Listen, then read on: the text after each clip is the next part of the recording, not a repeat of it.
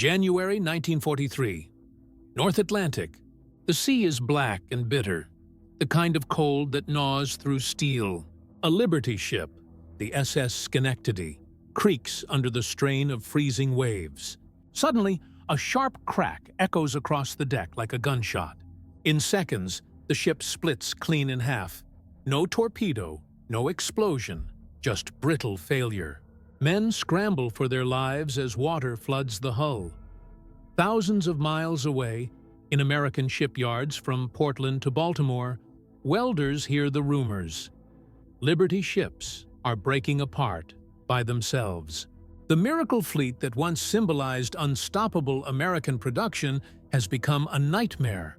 But inside a dim welding shed at the Kaiser Shipyard in Richmond, California, a small group of engineers and welders refuses to accept it. Their hands are burned, their overalls blackened, but they are about to change naval engineering forever. With a single hidden joint, designed not in an office, but on the factory floor. When the United States entered World War II,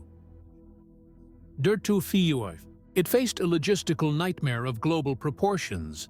The Axis powers had already ravaged Allied shipping lanes. German U-boats lurked across the Atlantic, and by 1942, Britain was losing more than 1 million tons of cargo a month. Without supplies, fuel, food, trucks, aircraft, ammunition, the war effort would suffocate. To answer the crisis, the U.S. Maritime Commission launched an audacious plan: build a fleet of standardized cargo vessels faster than Germany could sink them. These ships would be cheap, functional, and replaceable. They were called Liberty ships, a symbol of democracy's industrial might. At first, even the name sounded optimistic.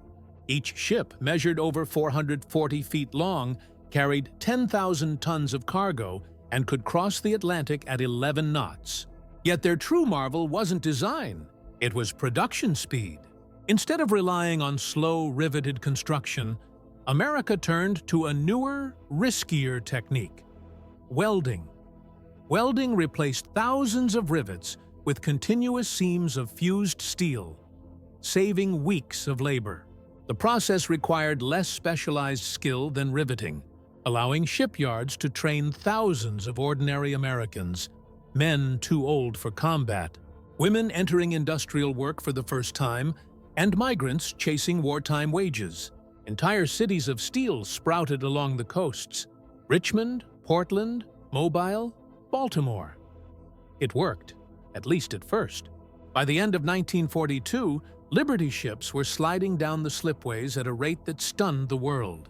One shipyard launched a fully built vessel in just 5 days. Franklin D. Roosevelt called them the ugly ducklings that would win the war. Then, the first cracks appeared. Reports trickled in of ships failing catastrophically, clean breaks, as if sliced by a giant blade. Some cracked at the bow, others along the deckhouse, and a few, like the SS Schenectady, snapped completely in two while still tied to the pier. There were no explosions, no signs of sabotage, just the haunting sound of steel tearing itself apart. Investigators were baffled. The ships were built fast, yes, but they passed inspection. Their welds looked clean. Their designs were sound. Yet something in the North Atlantic's freezing temperatures turned that soundness into fragility. For the first time in American industrial history, speed had outpaced understanding. Inside the shipyards, whispers spread: "Our ships are cursed." Welders blamed poor materials. Engineers blamed rushed work. Superintendents blamed inexperienced laborers. But the truth was deeper and more dangerous. The Liberty ships were victims of a hidden enemy: metal fatigue and brittle fracture. Phenomena barely understood in the 1940s. The nation that had mastered mass production suddenly faced the nightmare of mass failure. By early 1943, the Liberty ship program, once the crown jewel of American industry, had turned into a quiet emergency. Over 200 vessels were already afloat, and nearly 1 in 10 showed signs of structural cracking. Every failure threatened to cripple the lifeline between the United States and Britain. The U.S. Maritime Commission convened engineers from universities, shipyards, and the Navy to investigate. But few truly understood why welded ships, so much stronger on paper, were failing in practice. Riveted ships bent under stress. Welded ones, it seemed, shattered. In a drafty laboratory at the University of California, Berkeley, metallurgists examined steel plates from broken hulls. Under magnification, they found something chilling: microscopic cracks that had grown silently until they tore through the structure like lightning. The steel used in many Liberty ships, particularly from the early batches, contained high sulfur and low toughness, and when exposed to near-freezing seawater, it lost flexibility entirely.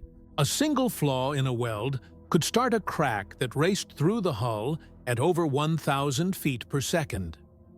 At the Kaiser shipyards in Richmond and Bethlehem Steel in Baltimore, investigators watched welders at work. Most were self-taught. Many were women who had never touched steel before the war. Their technique was quick and intuitive, but inconsistent.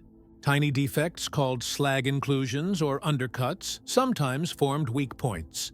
Under the relentless pounding of Atlantic storms, those imperfections became deadly.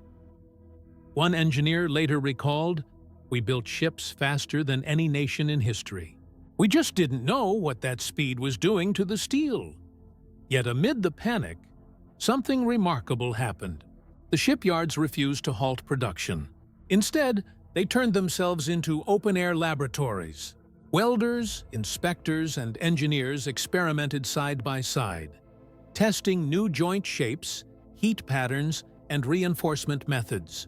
The war left no time for perfection, only adaptation. The breakthrough began not in a university office, but on the assembly lines themselves. Welders noticed that cracks often started where weld seams ended abruptly, particularly at the intersection of deck and hull. When those welds terminated in sharp corners, stress accumulated like pressure in glass. A few experienced hands began to modify the joints, adding small curved ends or staggered overlaps to distribute force. These changes were unofficial, improvised, even unauthorized, but they worked.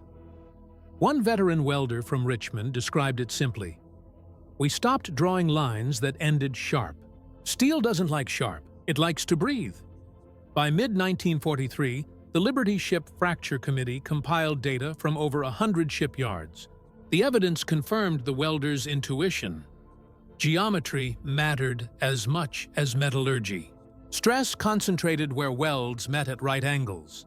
It dissipated where curves and overlaps softened the transition. Out of this chaotic collaboration emerged the idea of a crack arrestor joint, a redesigned weld that could stop a growing fracture in its tracks. Instead of allowing a crack to run uninterrupted through the hull, these joints absorbed and redirected the stress into reinforced segments. It was a concept born not from theory, but from burnt gloves, trial, and failure. As testing began, the numbers were staggering. A full-scale Liberty hull section fitted with the new joint was deliberately stressed to near failure. When a test crack appeared, it slowed and stopped. For the first time in months, engineers saw hope. What followed would become one of the quiet triumphs of wartime engineering, a TTVC, secret collaboration between blue-collar welders and scientists that would save hundreds of ships and thousands of lives. The shipyards of wartime America were a world of smoke, sparks, and motion. By 1943, the Kaiser shipyards in Richmond, California, had become a living city of steel. 24-hour shifts, trains hauling plate after plate, and cranes lifting hulls into place like skeletons of titans. Floodlights turned night into day. Sirens marked the beginning of each shift. It was a war fought not with bullets, but with welds inside these vast factories. Tens of thousands of ordinary Americans became the invisible army that would win the logistics war. Housewives, farmers, miners, mechanics, and recent immigrants learned to handle torches and electrodes with the precision of surgeons. The air was thick with smoke and molten light. Sparks bounced across the ground like fireflies in the dark. They called themselves yard rats. They worked with hands blistered and eyes stung from the ark's glare. Mistakes meant disaster. A poor weld on a hull plate might not show until the ship hit open water. And then it could mean a crack spreading through 10,000 tons of steel.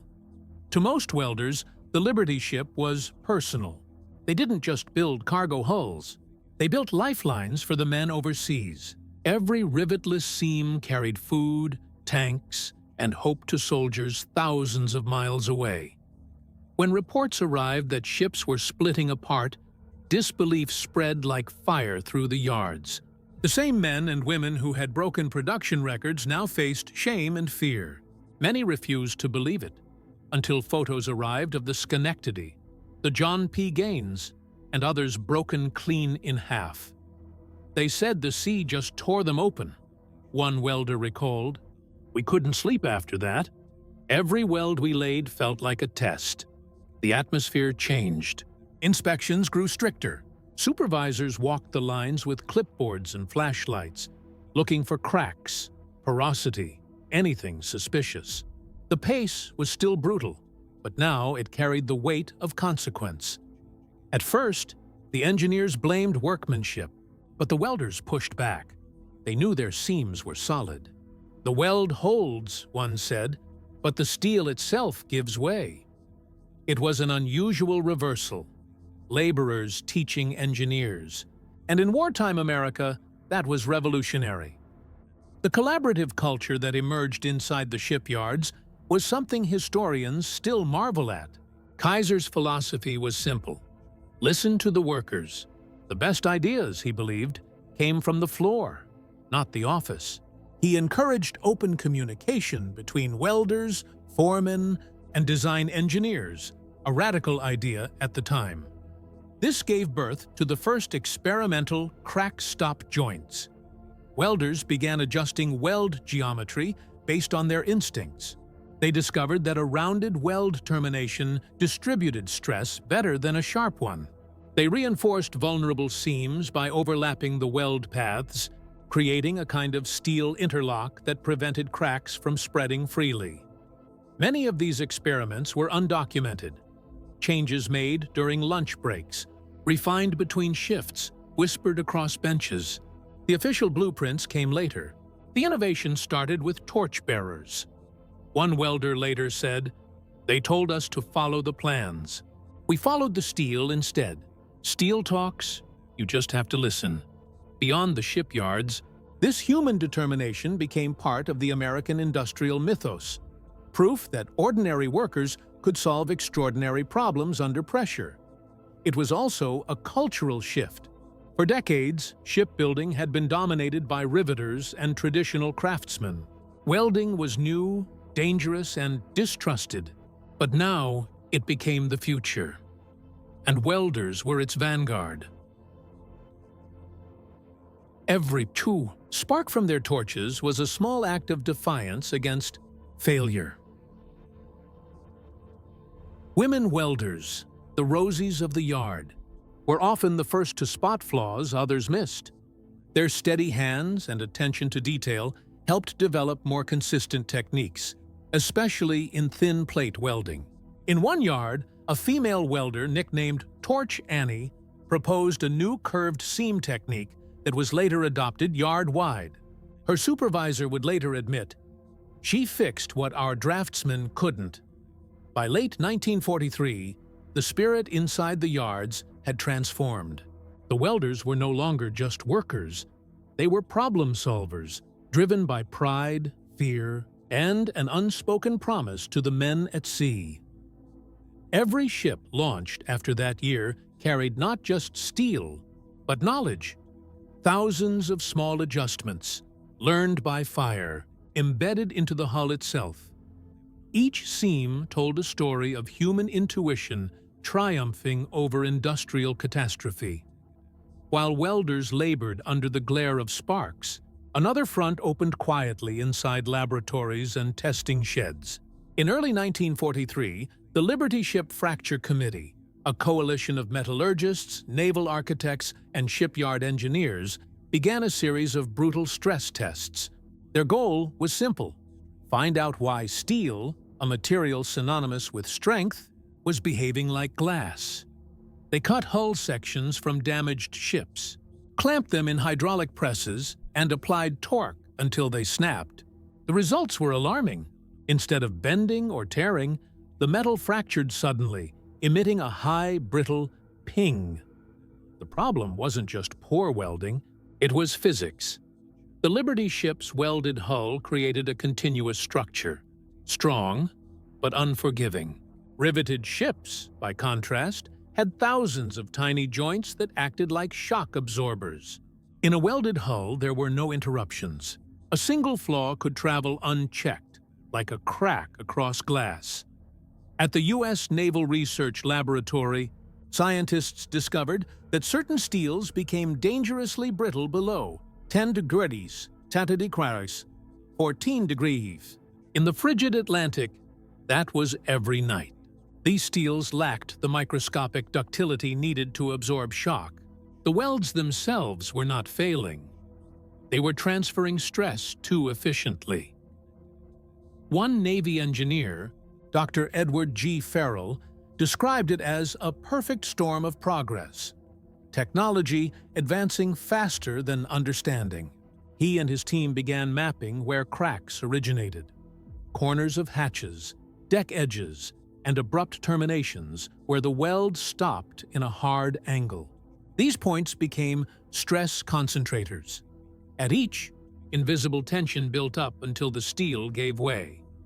To combat this, the committee proposed a new design philosophy: control the crack rather than chase perfection.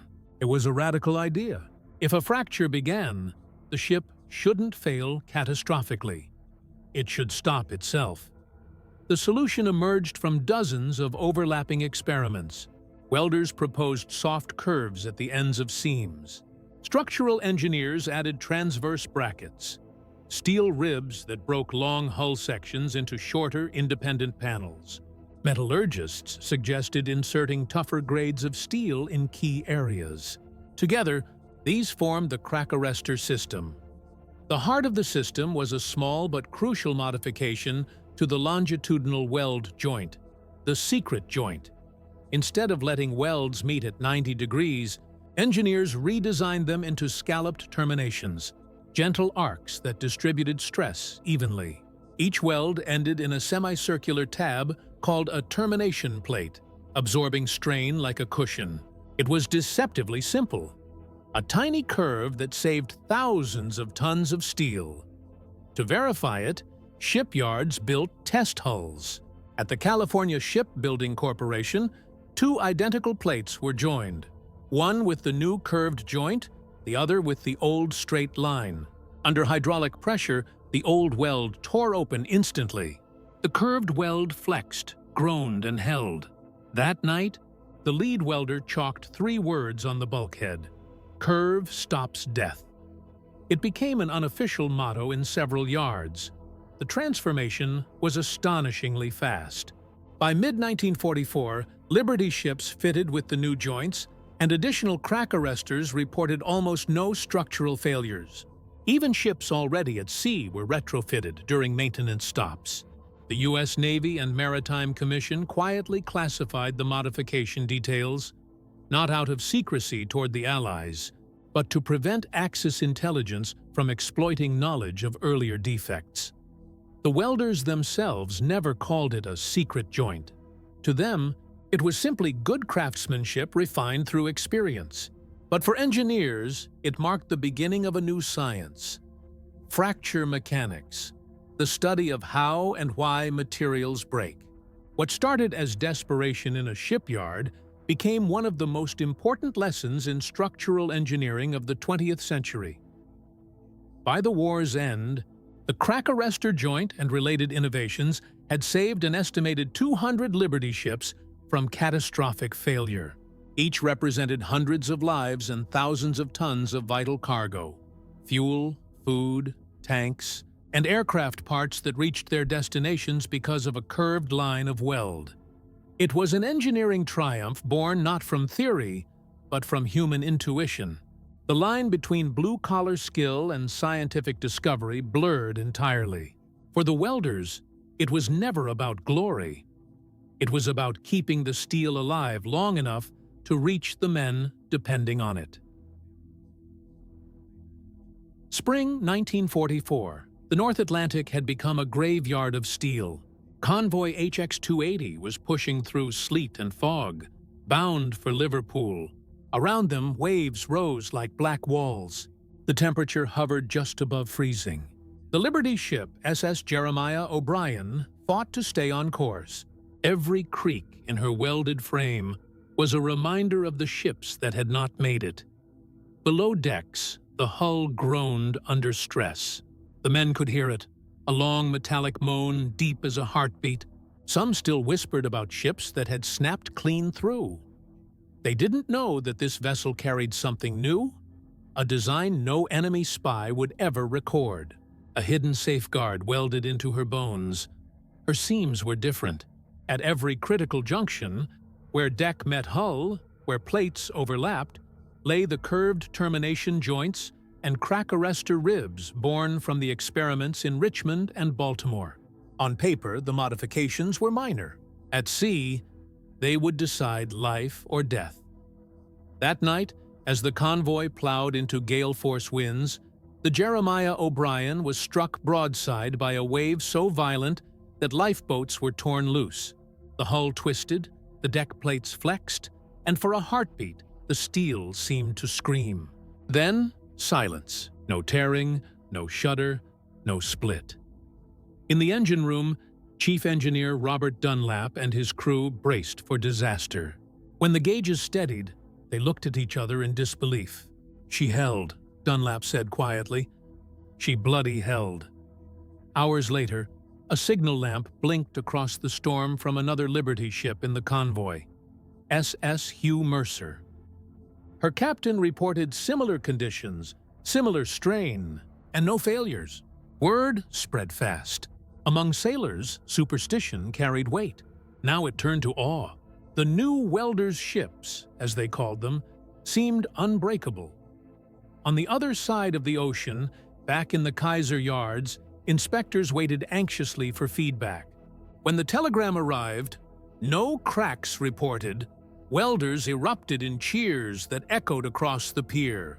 Men who had worked 18-hour shifts without sleep stood on scaffolds waving their helmets. The yard foreman wrote on the blackboard in chalk, "First voyage, all joints held. God bless the curve." Within weeks, the modification became standard across U.S. shipyards. Repair crews were dispatched to retrofit older hulls during port layovers. It was painstaking work. Thousands of linear feet of welds, each one corrected, curved, or reinforced. But morale soared. Shipyard newspapers called it the miracle seam. For the welders, it was vindication. Months of fear and blame had turned into quiet pride. The photographs of broken hulls that once haunted the cafeteria walls were replaced with new ones, ships returning intact through storms, their decks iced over but whole. In Washington, the Maritime Commission noted the results in a classified report. No major structural failures observed in Liberty-class vessels employing modified weld geometry. Estimated prevention of catastrophic fracture incidents: 200. Behind the cold wording lay thousands of lives spared. Sailors, engineers, merchant mariners, all carried safely across oceans by an invisible innovation conceived on a workshop floor. Yet the real test was still to come. In December 1944, the Arctic convoy, JW-62, faced one of the fiercest storms of the war. Hurricane-force winds, temperatures plunging below 20°Cs. The sea itself was a hammer. Earlier designs would have shattered under such stress.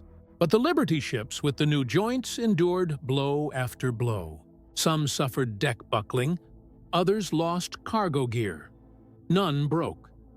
For the first time, American engineers could say with certainty, the crisis was over. The Liberty ship was no longer an ugly duckling. It was a survivor.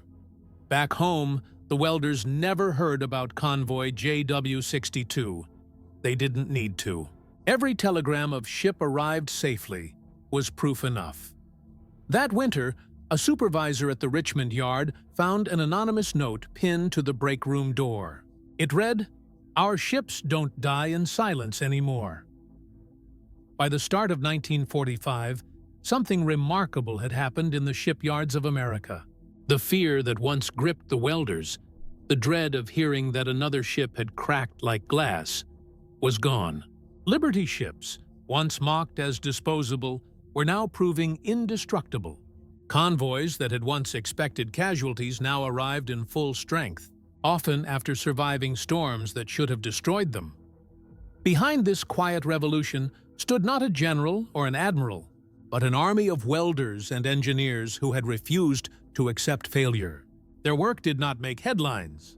The newspapers still celebrated carrier victories and tank advances, but within the Maritime Commission, the reports told another kind of war story.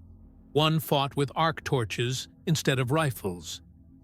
One confidential memo, dated February 1945, recorded that crack-related losses have ceased entirely. It credited refined weld geometry and improved hull design, careful bureaucratic phrasing that concealed a miracle. The welders' curved seams, the so-called secret joints, had become standard practice in all shipyards by then. Their effectiveness spread beyond Liberty ships, influencing every class of Allied vessel that followed. Victory ships, escort carriers, repair tenders. Even the British Admiralty quietly adopted similar techniques. It was the first time in maritime history that a grassroots industrial innovation, born on the factory floor, refined by intuition, had rewritten the blueprints of naval engineering in real time. The transformation rippled through America's wartime production. Confidence surged. The shipyards, once the target of internal investigations, were now models of ingenuity. Morale posters that once said, "Keep them sailing," were replaced with "Built to last." Engineers who had once been skeptical of welding now called it the backbone of the modern fleet. For the welders, recognition was minimal but deeply personal. Supervisors began posting photographs of ships they had built, the ones that came back from hell and returned whole. Some welders painted small symbols inside hull plates, initials, hearts, or messages that would never be seen once the ship was sealed. They were reminders that someone had cared enough to make sure the steel held. A few engineers attempted to formalize credit. One proposal, buried in Maritime Commission records, suggested a commendation for the Richmond Welders' experimental joint geometry. It was never issued. By the time it reached Washington, the war was ending, and America's attention was turning toward victory parades, not weld seams. But the people who mattered knew. In shipyards from Portland to Mobile, foremen told new recruits, "Follow the Richmond pattern." That phrase became legend, shorthand for reliability, endurance, and the invisible hands that held the fleet together. The wider engineering world eventually took notice. In post-war years, naval architects studied the Liberty ship failures as case studies in design evolution. One of them, Dr. Constance Tipper of Cambridge University, analyzed the metallurgical data and confirmed the cause: brittle fracture under stress concentration. Her work, combined with wartime field reports from American yards, helped lay the foundations for fracture mechanics, the science of understanding and preventing catastrophic material failure. Every modern ship, bridge, and aircraft still carries lessons traced back to those Liberty ships, to the sparks and sweat of the welders who refused to let steel die quietly. By late 1945, over 2,700 Liberty ships had been built. the largest fleet of cargo vessels ever produced in human history. They had carried over 75% of all Allied cargo across the Atlantic, including food for civilians, tanks for Patton's army, and supplies for the invasion of Europe. Of those, roughly 200 were confirmed saved by the new welding innovation, ships that might otherwise have fractured and gone under. Every one of them meant hundreds of sailors who made it home. No monument stands for those welders. Their names don't appear in history books, but their legacy endures in every hull that still floats, every bridge that still stands, and every structure that bends, rather than breaks, under pressure. In the final months of the war, an inspector walking the piers of the Richmond Yard stopped beside a newly launched Liberty ship. The welds gleamed faintly under a coat of gray primer. He ran his gloved hand over one of the curved joints, tracing the soft line that had changed everything. "Doesn't look like much," he said. A welder nearby, still holding his torch, smiled. "That's the point," he replied. The inspector nodded slowly. Simple things save the world. And in that moment, beneath the noise of cranes and the smell of burnt metal, the quiet truth of the Liberty ship miracle stood clear. Sometimes, victory is welded, not won. When the guns finally fell silent in 1945, America's shipyards didn't rest. They echoed. The cranes stood like monuments, the welding arcs dimmed one by one, and the men and women who had lived by shift whistles began to drift home. Yet the legacy of their work did not fade. It had permanently reshaped the science and soul of modern engineering. The Liberty ship program had proven a breathtaking truth. Industrial creativity could be as decisive as battlefield courage.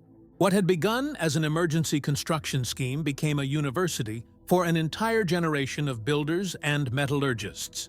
Every crack repaired, every curved seam reinforced, was a lesson learned in the language of steel. Within a year of VJ Day, universities and shipyards were rewriting their textbooks. The term fracture toughness entered engineering vocabulary, and research laboratories across the country began to study metal fatigue with the urgency once reserved for weapons. Wartime welders, many with no formal education, were invited to lecture about the techniques they had pioneered under fire. Their calloused hands became living textbooks. One of them, Mary Borden, a former welder from the Richmond Yard, stood before a class at Oregon State College in 1946.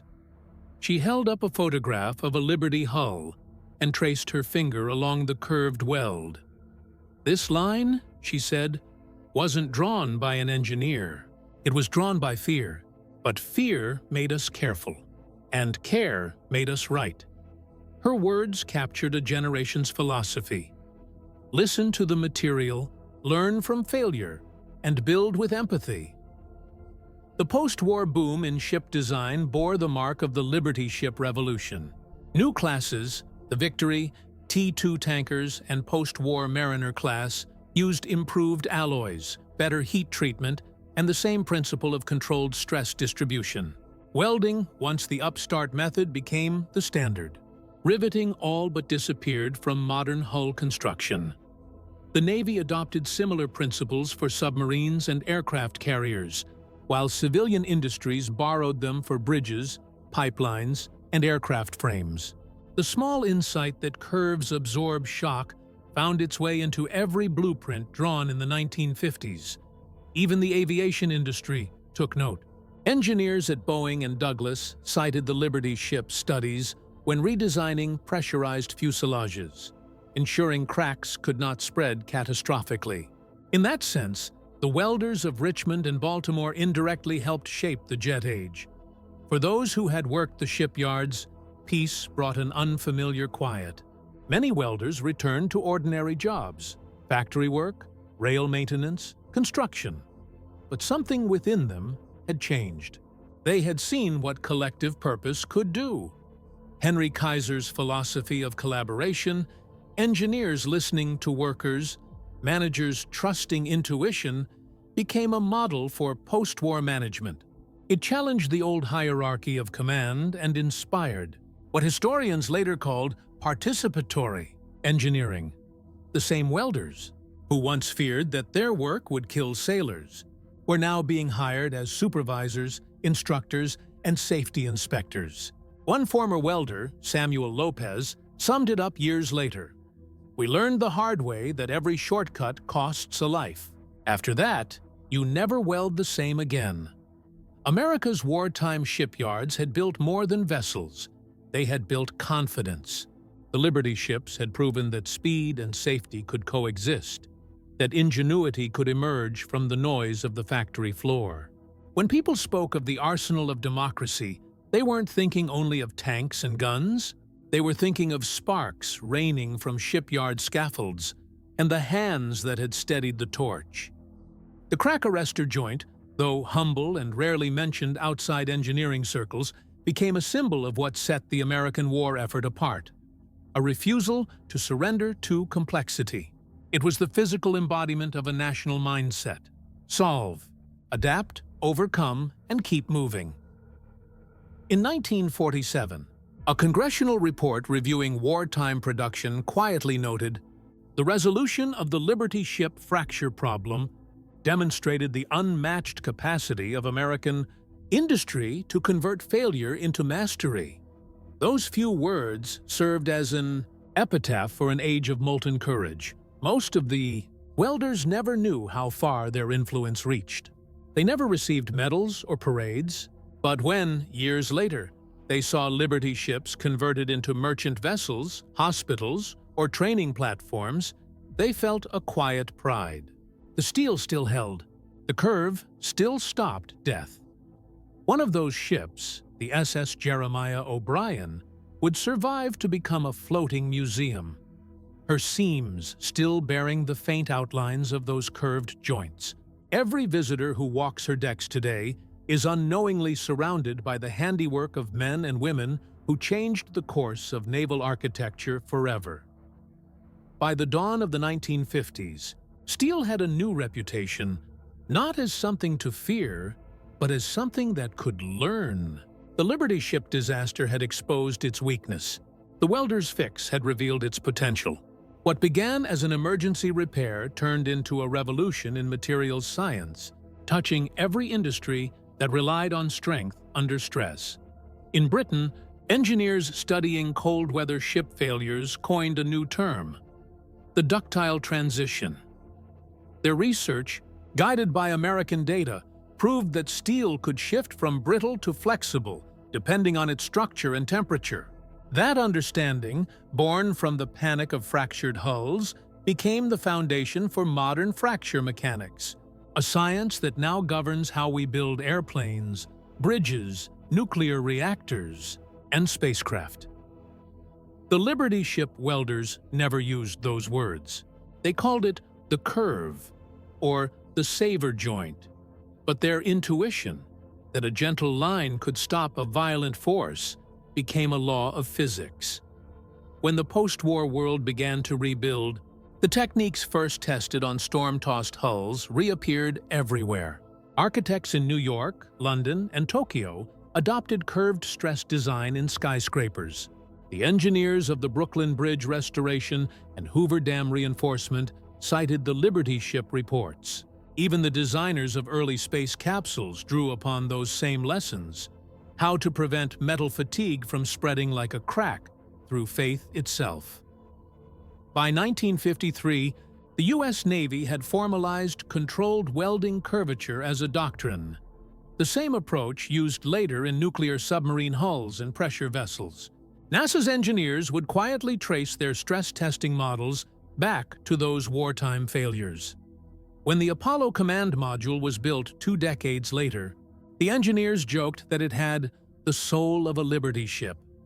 Abroad, the story traveled by rumor and reputation. Soviet metallurgists studied the American ship records with fascination, confirming the same crack arrest theories in their Arctic fleets.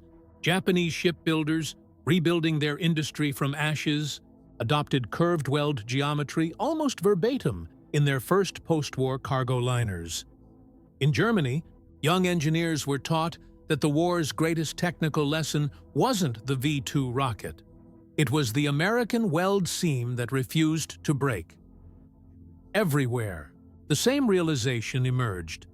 Technology could not exist apart from the people who touched it. Machines were only as moral, as patient, as courageous as the hands that made them. What the welders had created was more than a fix. It was a philosophy. They had learned instinctively that perfection isn't strength. Forgiveness is. A curve allows for movement. It absorbs stress, lets the world change around it, and still holds together. In that way, the miracle seam was a reflection of the very country that made it, a nation that bent under pressure but refused to snap. Decades later, when civil engineers examined bridges that had endured earthquakes and hurricanes, they saw the same pattern: curved joints, flexible reinforcement, redundancy. The DNA of that wisdom stretched straight back to 1943, to the shipyards where sparks fell like stars on gray steel plates. No one ever signed their invention. There were no patents filed, no Nobel medals handed out.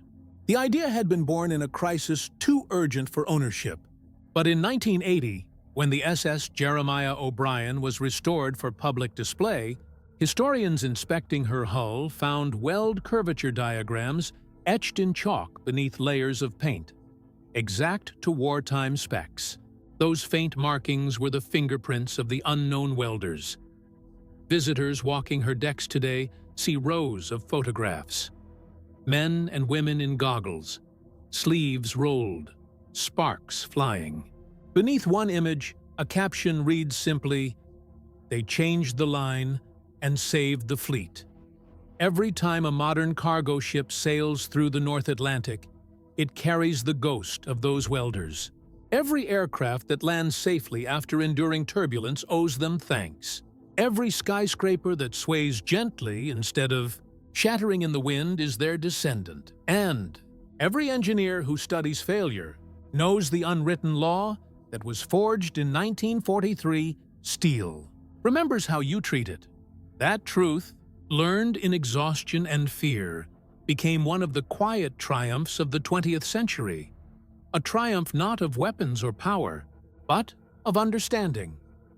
When the last Liberty ship was decommissioned, a reporter asked an aging foreman what he thought the program's legacy was. He looked out over the harbor at the rusting hulks of ships that had once carried nations' hopes, and said, "They called them ugly, rushed, cheap, but they stayed afloat when nothing else did. That's America right there, held together by welders no one remembers." He paused, then added quietly, "We didn't just build ships, we built trust." And so the story of the secret joint, born from terror, perfected by intuition, and sealed in silence, lives on not in monuments or textbooks, but in the unseen curves of every structure that endures. Because somewhere, deep beneath the paint and rivets of history, the weld still holds. They were not soldiers. They carried no rifles. They fought no battles, not in the mud, not in the skies. Their war was waged in the glow of molten steel and in the silence between hammer strikes. When the world needed ships faster than dreams could build them, it was welders, men and women, immigrants and teenagers, who stepped forward into the smoke. They didn't wait for orders. They just worked and learned and fixed what others said was impossible.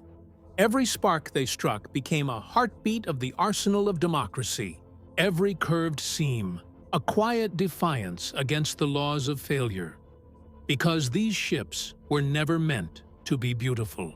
They were meant to survive, and they did. Long after the guns fell silent, their work still floats across oceans, across generations. Every skyscraper, every jetliner, every bridge that bends but doesn't break whispers the same truth they discovered. Strength isn't in being unbreakable. It's in knowing how to bend and still endure. The Liberty ships are gone now. The welders' names are forgotten. But the line they drew, that single curved weld, still runs through the steel of the modern world. And maybe that's the greatest legacy of all. A reminder that sometimes victory isn't forged by generals, but by hands that refuse to let the world sink.